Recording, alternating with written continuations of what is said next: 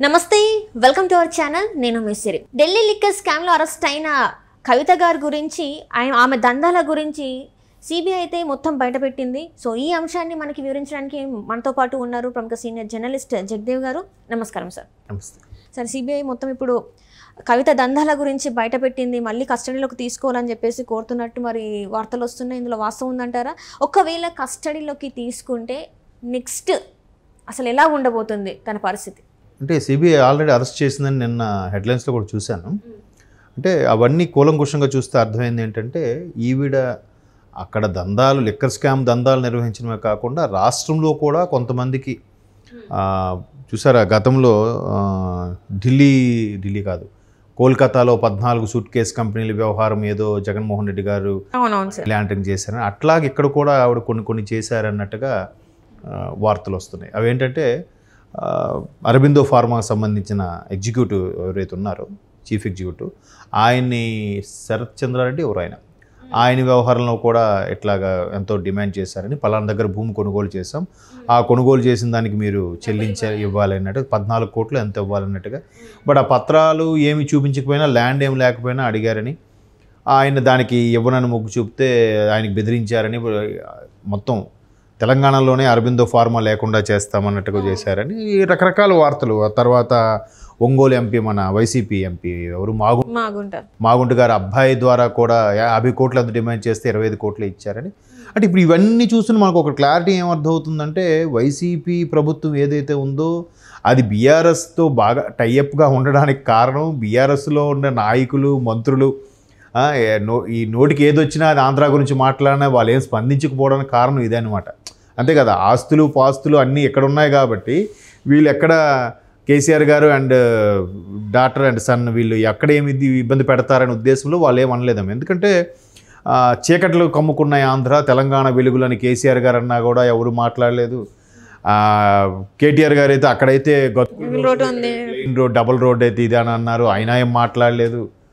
మళ్ళీ కేటీఆర్ గారు ఇంకో మాట ఏదో అన్నారు, మొన్న పండక్కి సంక్రాంతికి ఫ్రెండ్ ఊరెళ్ళి వచ్చాడు, అక్కడ అంతా గతుకులు, 4 రోజులు పవర్ కట్టు, అక్కడ అంత అధ్వానంగా ఉందో పరిస్థితి, తెలంగాణ చాలా బాగుంటుంది అని చెప్పేసి అన్నారు.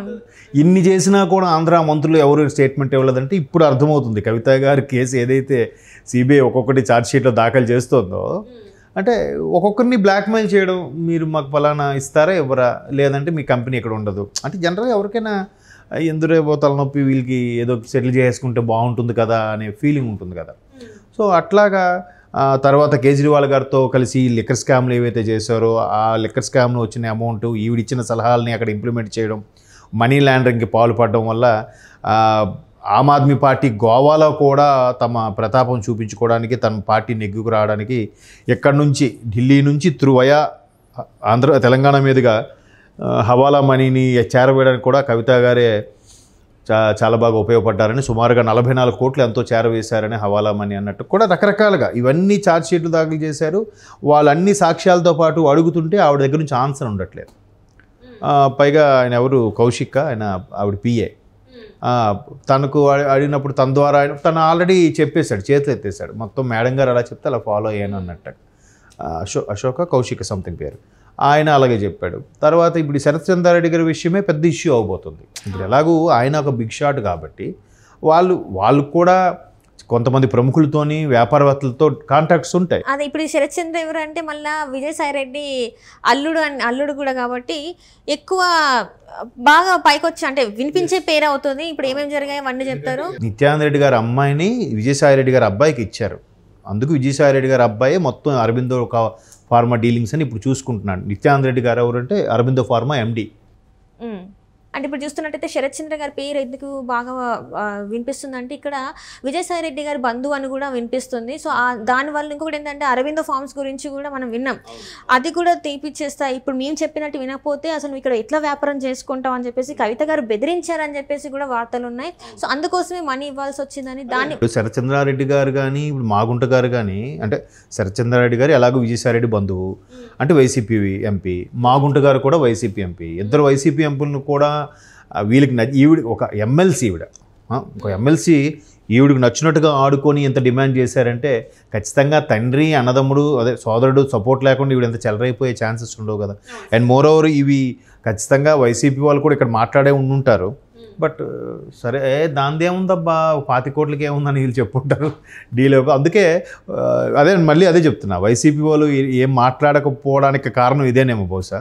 సో మొత్తం మీద కవిత గారు ఏవైతే శరత్చంద్రారెడ్డి గారికి సుమారుగా 45 కోట్లు ఎంతో డిమాండ్ చేశారని ఒక ల్యాండ్ విషయంలో, తర్వాత ఆ ల్యాండ్ పత్రాలు పోనీ చూపించండి అన్నా కూడా ల్యాండ్ పత్రాలు కూడా ఏమీ లేవట. అయినా మీరు ఇవ్వాల్సిందే చెల్లించాల్సిందే అన్నట్టుగా చెప్పడం అది మొత్తానికి ఇష్యూ అయ్యింది. ఇప్పుడు అటువైపు వాళ్ళు కూడా గట్టిగా నిలబడతారు కదా, వాళ్ళకి ఎంతో కొంత రాజకీయ పార్టీలు అంటుంటాయి, వాళ్ళకి కూడా కొంతమంది బిజినెస్ మ్యాన్లతో డీలింగ్స్ ఉంటాయి కాబట్టి వీళ్ళని ఎక్కడ తగ్గొట్టుకోవాలి ఎక్కడ చేసుకోవాలి కూడా సెటిల్మెంట్స్ అవుతాయి.